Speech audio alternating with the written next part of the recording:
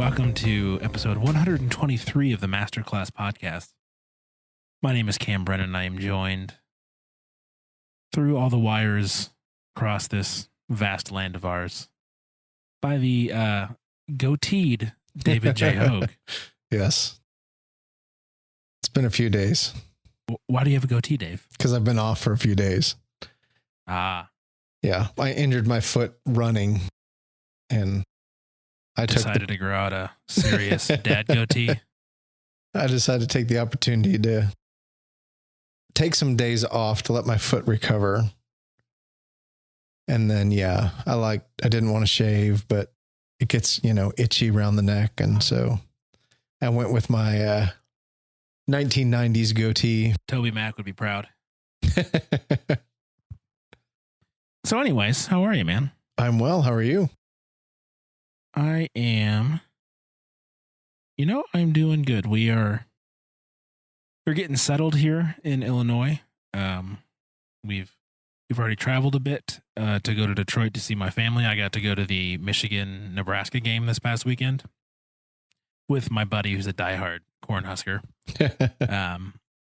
Must have been rough. And yeah, Michigan won 56-10, and Nebraska didn't score their touchdown until the fourth quarter when literally the fourth stringers were in. It was rough. I had a great time, though. I hadn't been to a game at the Big House since I was in high school, and I graduated in 2004, so it's been a while. Yeah. Me and 111,000 of my closest friends got to watch a total beatdown, which is always fun. Yes, absolutely. And I went to Zingerman's Deli, which is like the famous deli. Whenever game day or ESPN is in town, they always do a special. And Zingerman's is the place they go. I had a breakfast BLT. Bacon, lettuce, tomato, mayonnaise, a thick hunk of melted Vermont cheddar, and 2 sunny side up eggs on some thick white bread. It was amazing.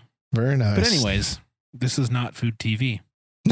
nor is this Todd Blackledge's, eating special during a football game. This is the Masterclass, and we talk about the Bible and Jesus. So maybe we should get to that. Yeah, I've talked about Jesus with Todd Blackledge. What? Yeah. Okay, back up. That is way more important than anything I just said. This is a story I must hear. So he actually played for the Kansas City Chiefs back in the day. Okay. I didn't know that. I forgot. Oh, I shouldn't say forgot. I just straight up didn't know that he did. And my youth pastor was the chaplain for the Kansas City Chiefs. Actually, my boss, eventual boss. I don't think he was the boss at the time I met Todd Blackledge. But yeah, he came to our church. I got to do a few things with them, kind of behind the scenes with Bob, the chaplain, and even went and got soul food with the team one time in downtown Kansas City. And on a couple occasions, I got to have a discussion about Jesus with Todd Blackledge. So he's a Christian?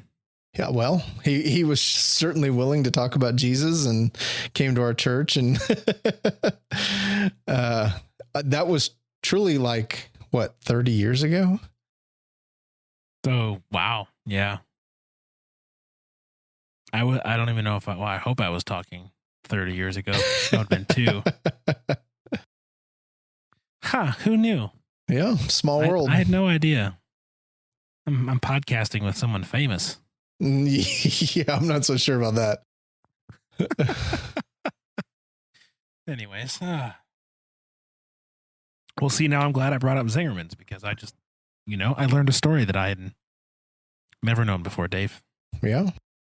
What other former athletes have you talked to Jesus about? I can't even. Never mind. You know what's really funny is I can't even remember his name. I've actually had conversations with a couple of different athletes. One was a Royals player that I'm truly embarrassed that I can't remember his name right now. But was his last name Brett? No. First name George? No, and actually I've talked to George Brett on the phone too. But that had nothing to do with Jesus. And there were a lot Why aren't we doing a sports show, Dave? Come on. We could get some heavy hitters on here. Yeah. Yeah. So anyway. Yeah. What are we talking about today? So we're in Romans 5 tonight. And well, Paul's going to drop some wisdom for us here. So is he going to drop it like it's hot, Dave? I've heard that's what the kids say nowadays. The kids say, yeah, I'm so out of the loop anymore. I don't know. Yeah, me too. I could be totally wrong. I wouldn't even know. That's how hip to it I am. Gosh, that was awful. I'm sorry. Yeah. Anyways, shall we hear the word of the Lord? Sure. All right, so we're going to read Romans 5, verses 6 through 11. And I'm going to first read the ESV, which is what the version that we normally read from. And then Cam's given me permission to also read from the NIV, which in my... Yes, I am such a control freak that I had to give you permission to read a different translation. Yeah. Which for me, when I read the ESV version, it like almost didn't, like I kind of didn't recognize the verse. And then it kind of dawned on me that I was like, oh, I'm used to this in the NIV and there is a little bit different. So I'll read and then we'll discuss. So here we go. Romans 5, verse 6 through 11. For while we were still weak, at the right time, Christ died for the ungodly. For one will scarcely die for a righteous person, though perhaps for a good person, when one would dare to even to die. But God shows his love for us, and that while we were still sinners, Christ died for us. Since therefore we have now been justified by his blood, much more shall we be saved by him from the wrath of God. For if, while we were enemies, we were reconciled to God by the death of his Son, much more now that we are reconciled, shall we be saved by his life. More than that, we also rejoice in God through our Lord Jesus Christ, through whom we have now received reconciliation. All right, so that was ESV, and the NIV reads, you see, at just the right time, when we were still powerless, Christ died for the ungodly. Very rarely will anyone die for a righteous person, though for a good person, someone might possibly dare to die. But God demonstrates his own love for us in this: while we were still sinners, Christ died for us. Since we have now been justified by his blood, how much more shall we be saved from God's wrath through him? For if, while we were God's enemies, we reconciled to him through the death of his Son, how much more, having been reconciled, shall we be saved through his life? Not only is this so, but we also boast in God through our Lord Jesus Christ, through whom we have received reconciliation. Thank you, sir. Yes. Where would you like to begin? So one of the things that kind of stood out to me is at the very beginning there, where it talks about, it starts off in the ESV, for while we were still weak, at the right time, Christ died for the ungodly. And to me, weak is kind of weak.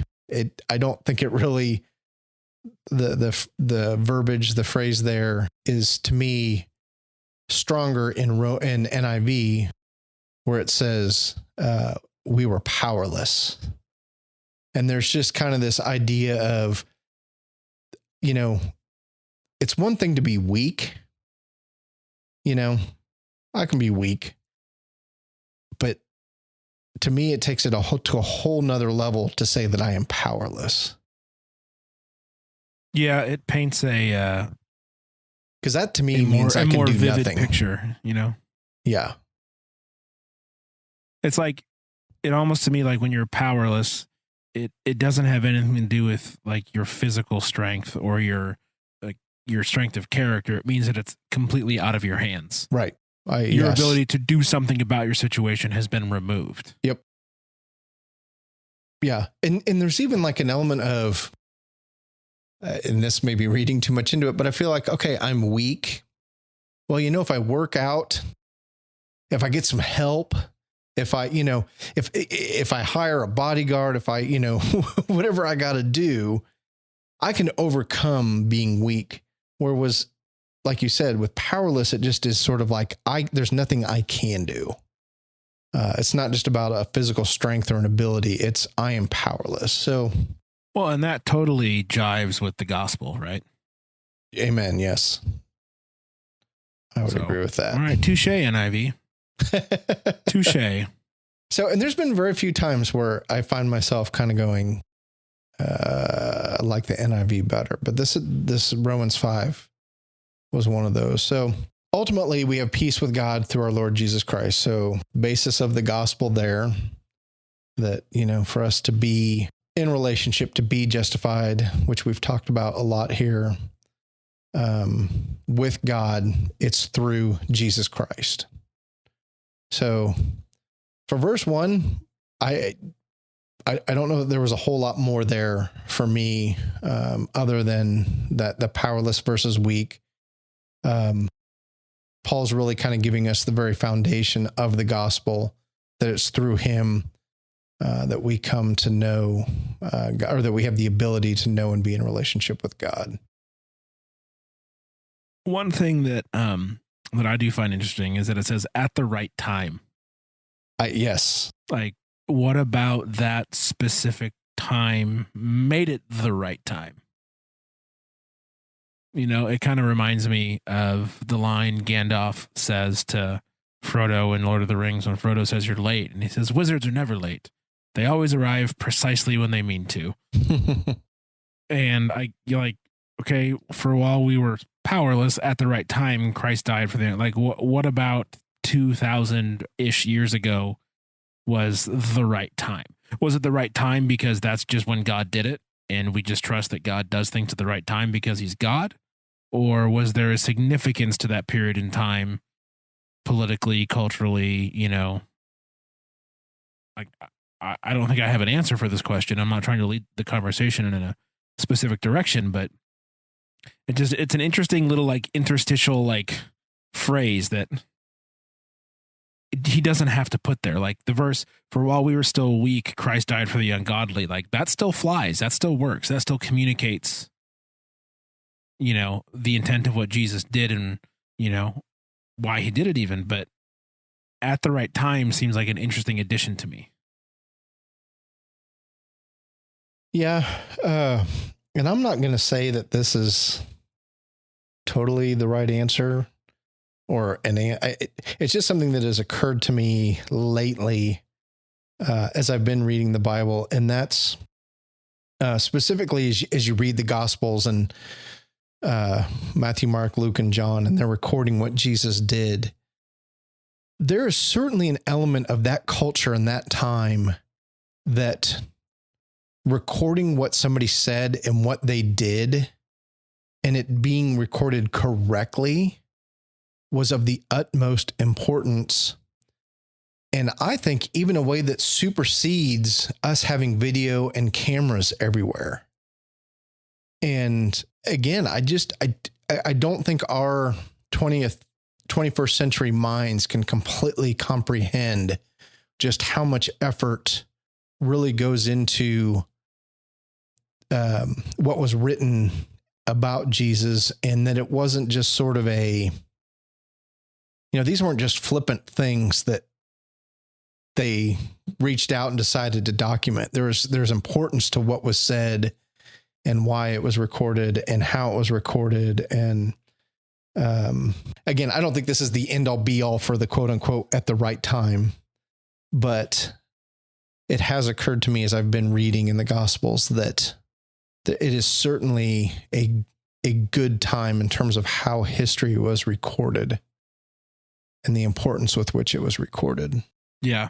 I wish we had the answer for that, but it's like, to your point, it is good that he arrived when things were being recorded in languages that are knowable and, translatable.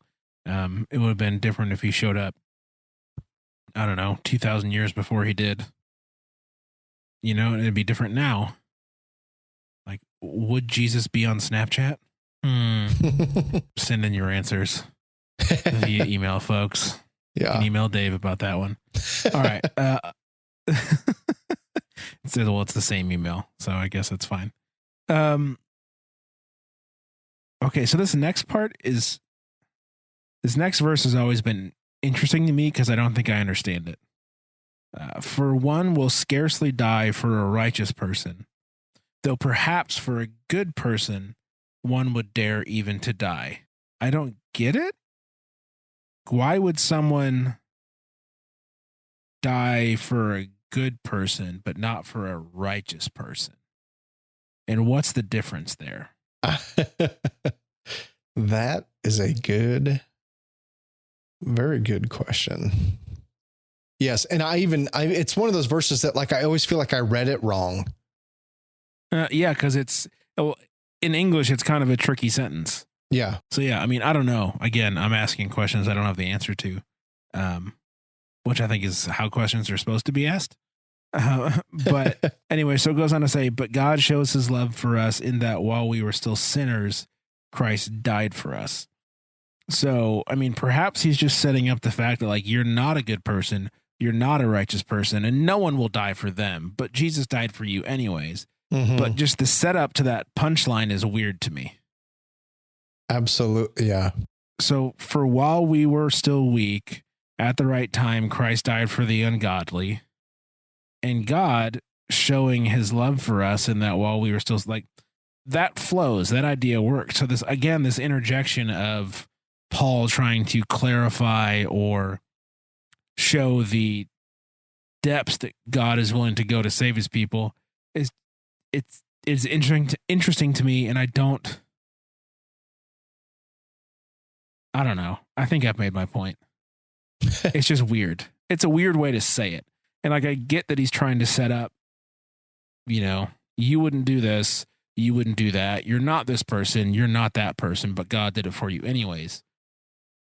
I just think it's a weird way to say it. And I'm not trying to tell Paul how to write the Bible.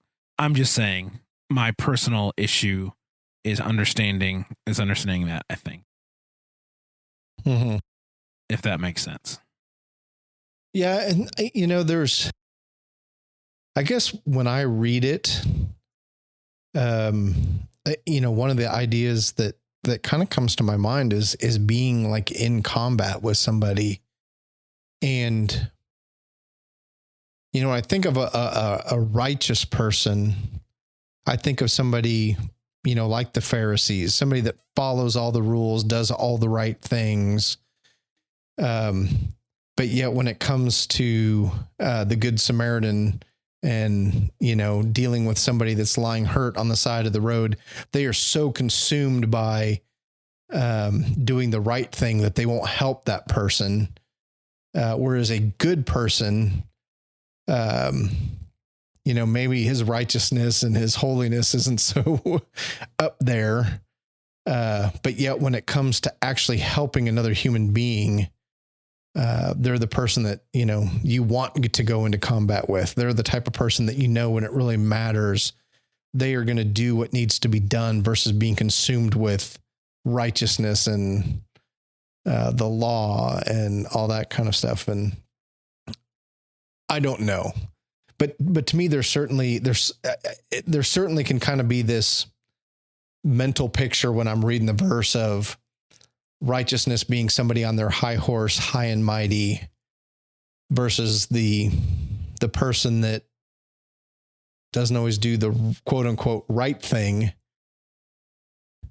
But yet when it comes down to it, they do what's good, i.e. helping the person they don't know who's injured on the side of the road in the Good Samaritan. So. No, that's helpful, I think, for sure, to help me kind of wrap my head around what he means by righteous and good. I hadn't really considered that. Food for thought, David. Food for thought.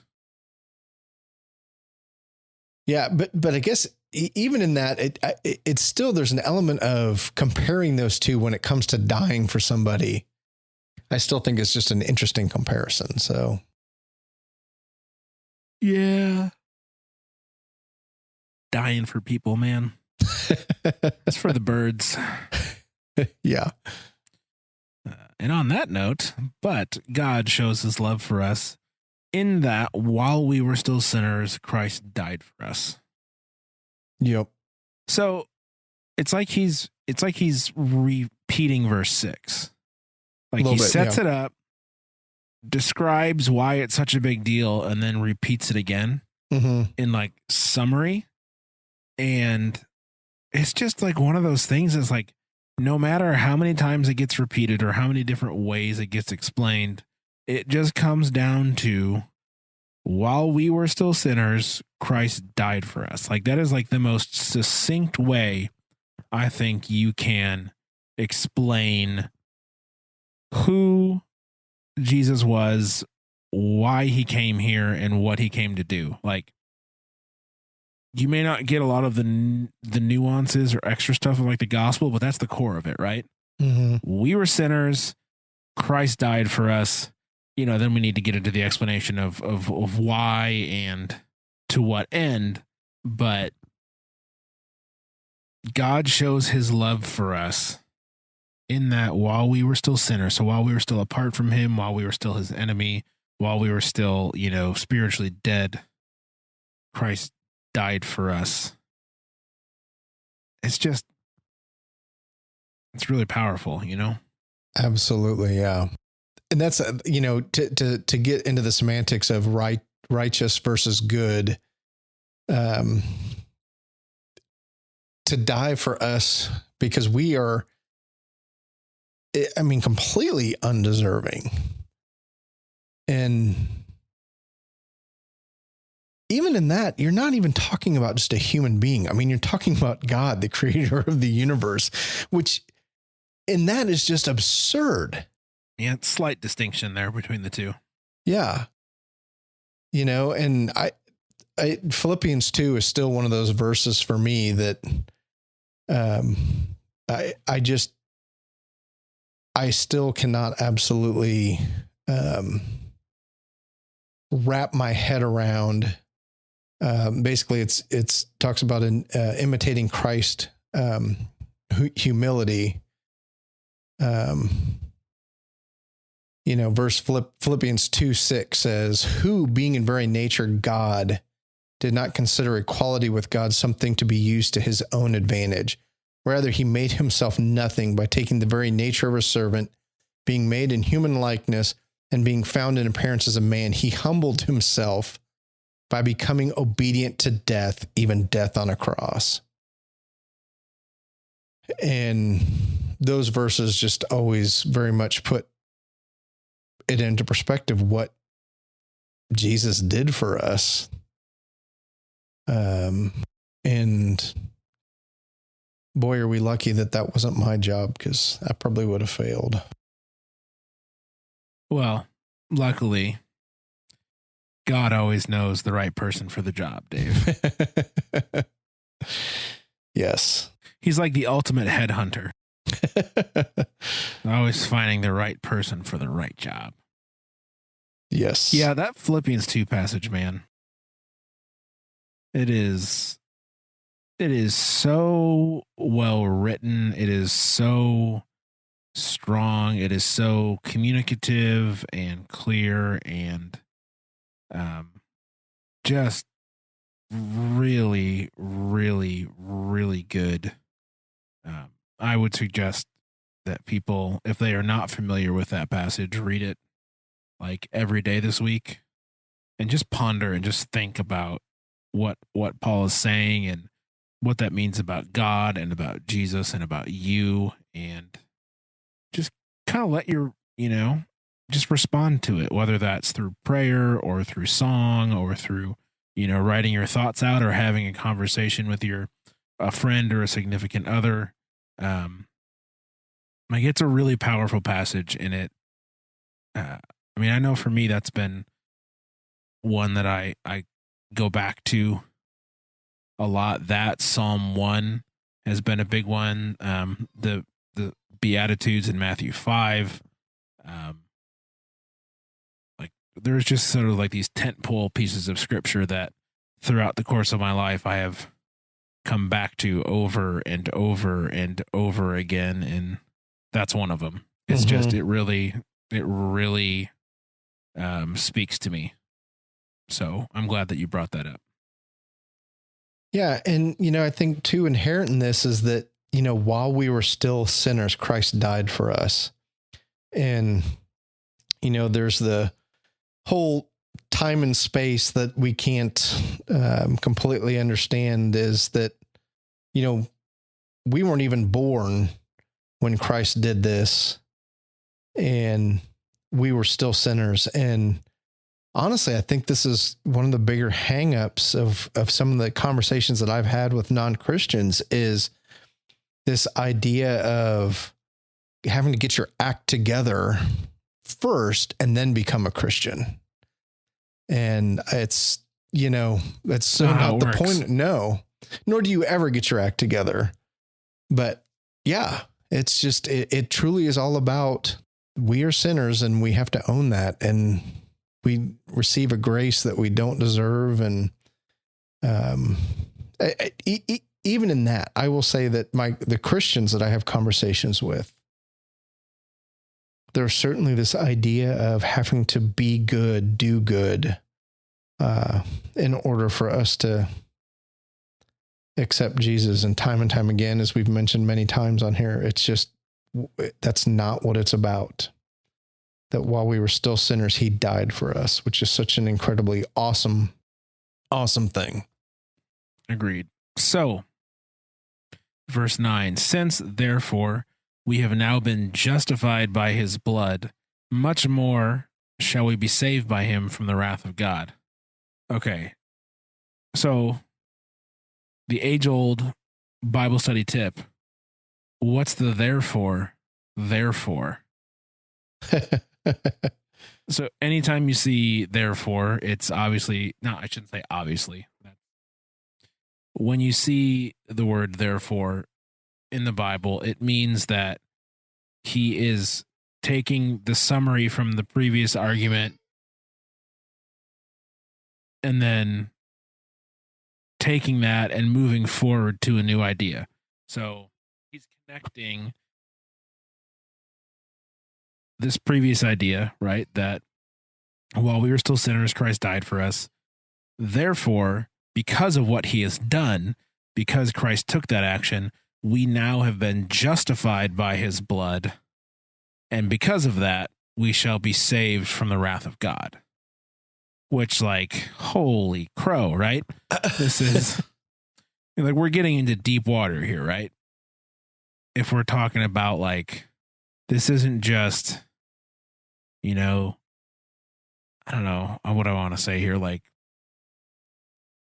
we're getting into the thick of what it actually means for God to have done what he did in the actual results, and being justified by the blood of Christ, which we need to dissect, and then being saved from the wrath of God.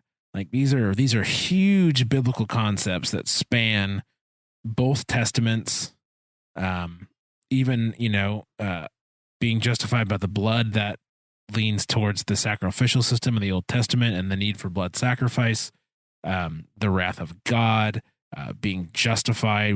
We've talked about that before, but like, there's just a lot to unpack here in these two verses. So I don't know. Do you have any thoughts, or do you want me to keep spitting on my microphone? I'm good with you continuing to go. Okay. So we've spoken about justification. It's impossible not to talk about it when you're reading the book of Romans.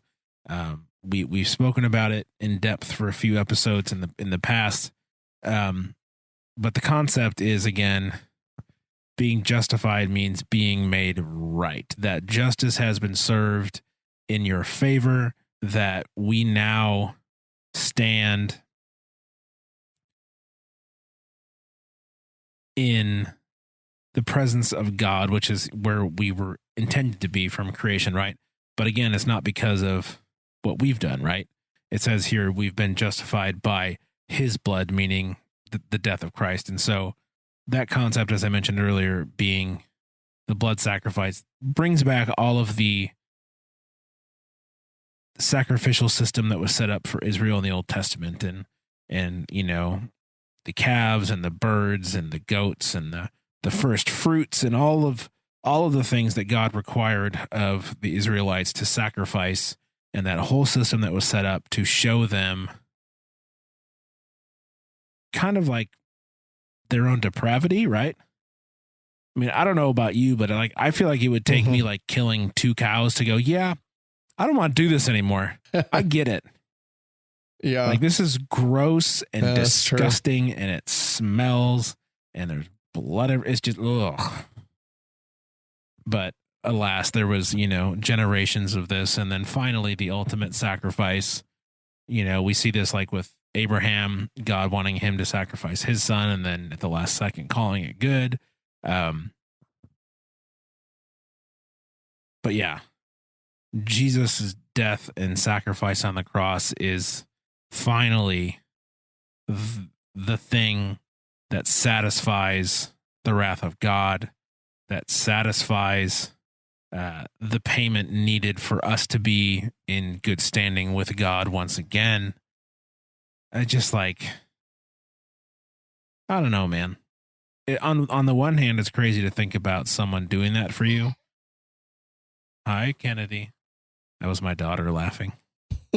She's not used to me podcasting where she can hear me. I don't know if she laughed at me because what I just said was stupid and terrible. And she's like, yeah, you moron. Or she's just laughing because I'm talking into a microphone with a yellow foam hat on it.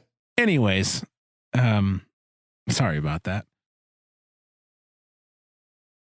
So yeah, it's crazy to think that God would do that for his creation. And the sacrifice that it took for him to do it, the sacrifice that it took for Jesus. But then at the same time, it's like the human side of me is like, what were you so angry about? Yeah. You know, why you all wrathful, God? I ain't a bad person. You know, and that's just nonsense and silliness. But, you know, you can see why people would read the Bible and they see God as an angry person, and they see him as someone who likes death and who, you know, sets ridiculous standards that are impossible to keep. So the only way is to, you know, just, have a ritual blood sacrifice, which is pagan. And, you know, like I saw something, it was a comment on the internet, so it was, you know, sure to be true and accurate and well thought out. But it was essentially like the Bible is BS because the entire salvation story is based on ancient pagan blood sacrifice, and that just means it's dumb and not true because, as we all know, blood sacrifices, and it's just like, you're missing the entire point.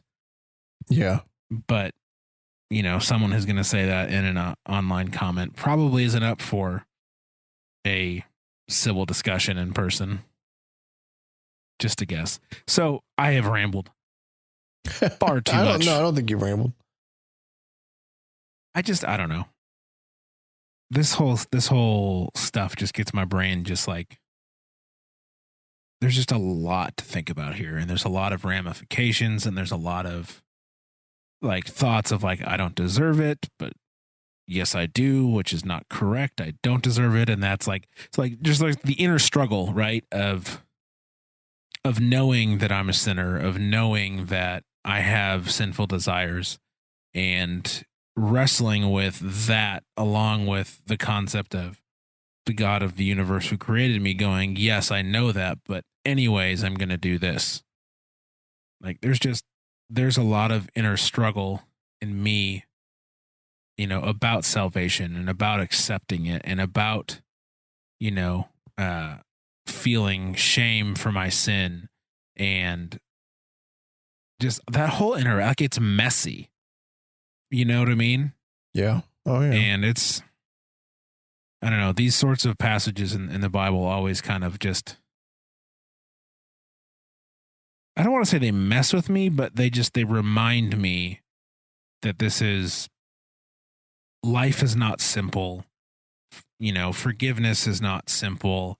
God is not simple. Like all of this stuff, there is plenty about it that I don't understand.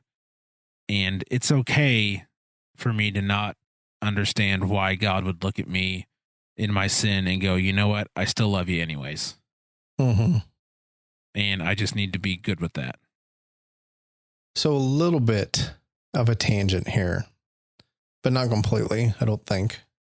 My 17-year-old daughter and I are driving in the car the other day, and she was basically making a comment about a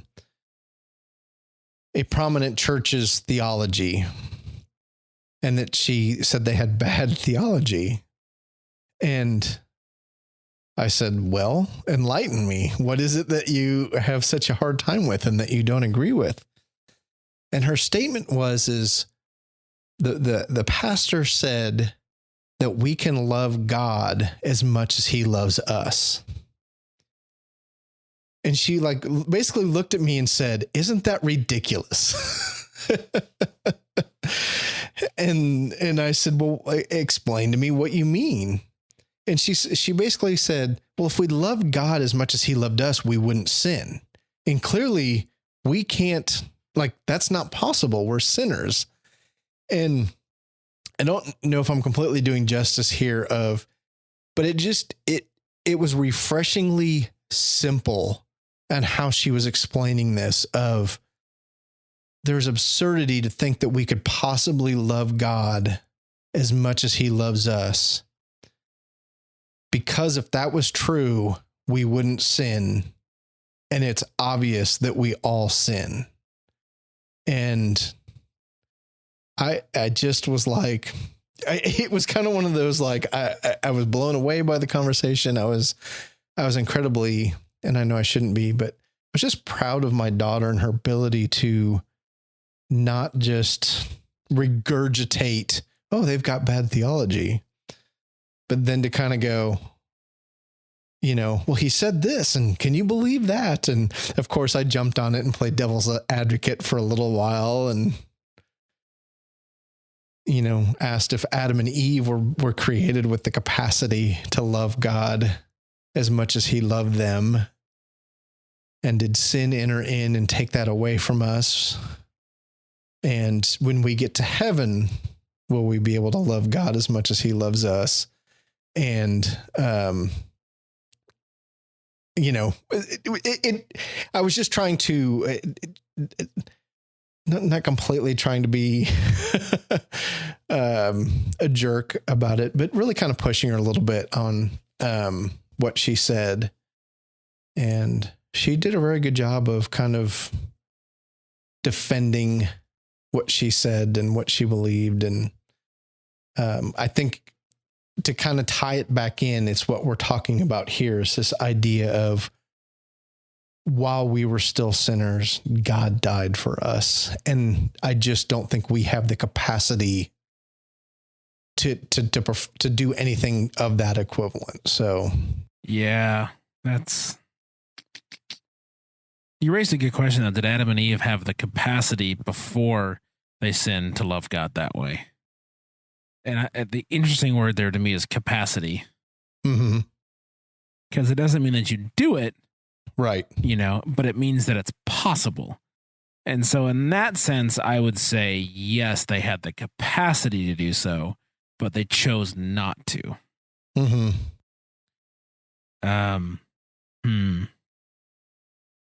But yeah, I mean, I can't argue with her point. That's some pretty sound logic in my book. Well, and it was, I think that was just even I just was like, it truly was just this refreshing, just why do we make it so complicated, And, well, and then again, she kind of even asked me, do you agree with that? And, I when it was all said and done, I think I had to agree with her stance, but like I said, I still, kind of,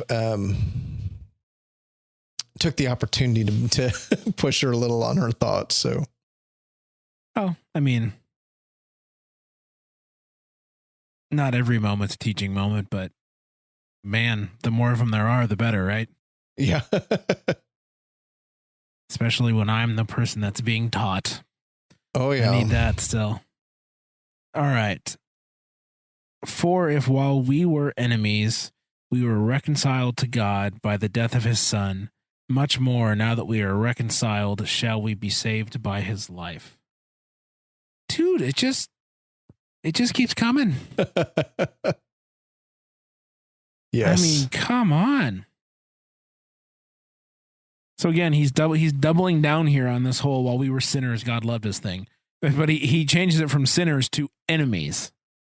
Yeah, Which, what a again, strong word. Yeah, earlier, like the weakness to powerless.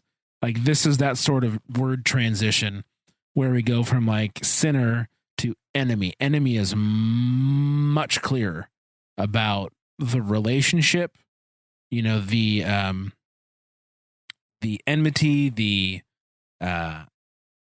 overall like context of the situation is immediately clear.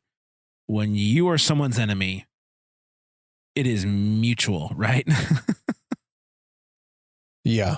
So if while we were enemies, we were reconciled to God, and I love that word, reconciled, a reconciliation, Mhm. to take something that is broken and to make it right again.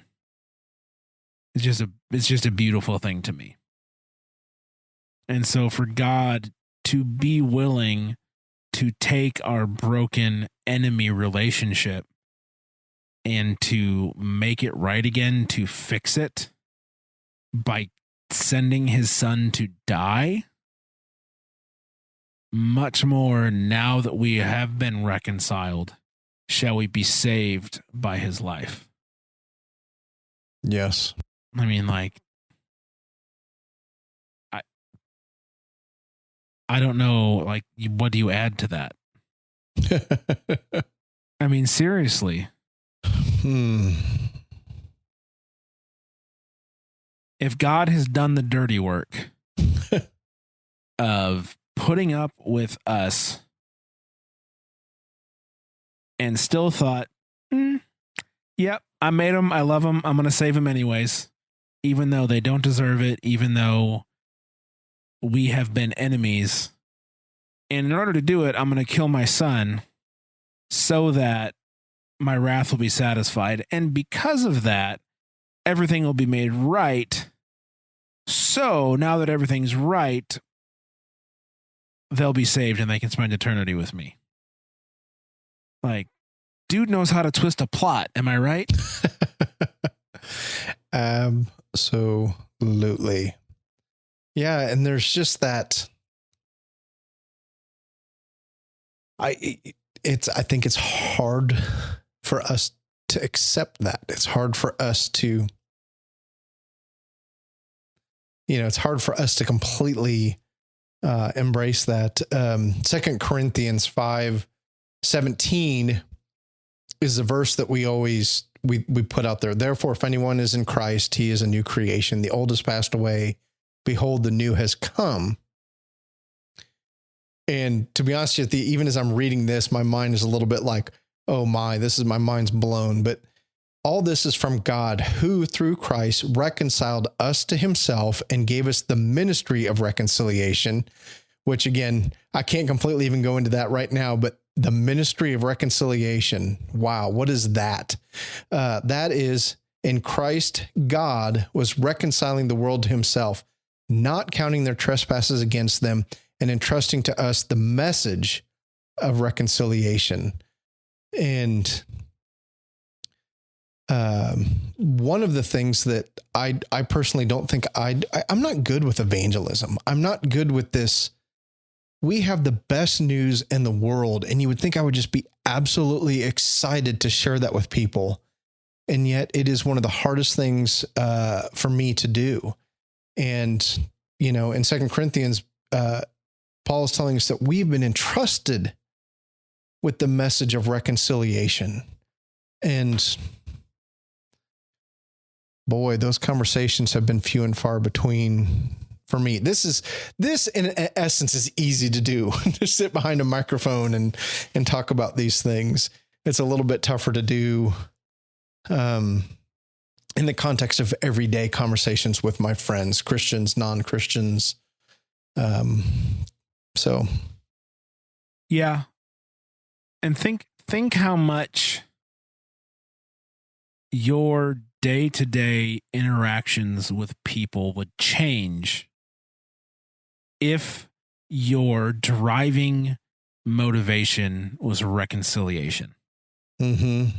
I mean, and I'm not talking from a place of someone who does that.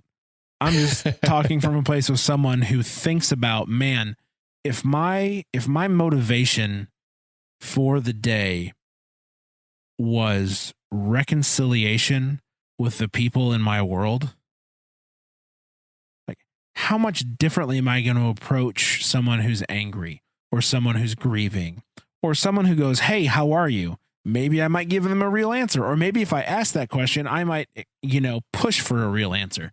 Like, so I guess one of the reasons reconciliation has always been an important thing to me, like the concept, the idea, the driving force behind it, is the church that I was a part of in high school and college. Their mission statement is, our mission is to reconcile all people to God and one another through Jesus Christ. Which, like, that's the church, right? Yeah. That is the mission of the church. And so the idea of reconciling myself to God, or rather God bringing the reconciliation down through Jesus so that we can have a right relationship, and then me taking that relationship and what that forgiveness and that grace and that mercy, and then turning that to the people in my life. Is that not exactly what God has called us to do? Yeah, I would say so. But how often do I enter into relationships, conversations, scenarios where I'm thinking, how can I get the most out of this? How can I look good out of this? How can I avoid anything that's going to, ruin my day? And it's 100% selfish in how I approach those scenarios. Yep. And,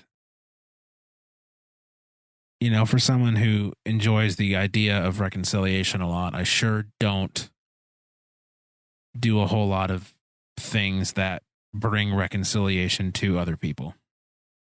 No, I don't. And that's no bueno. I just,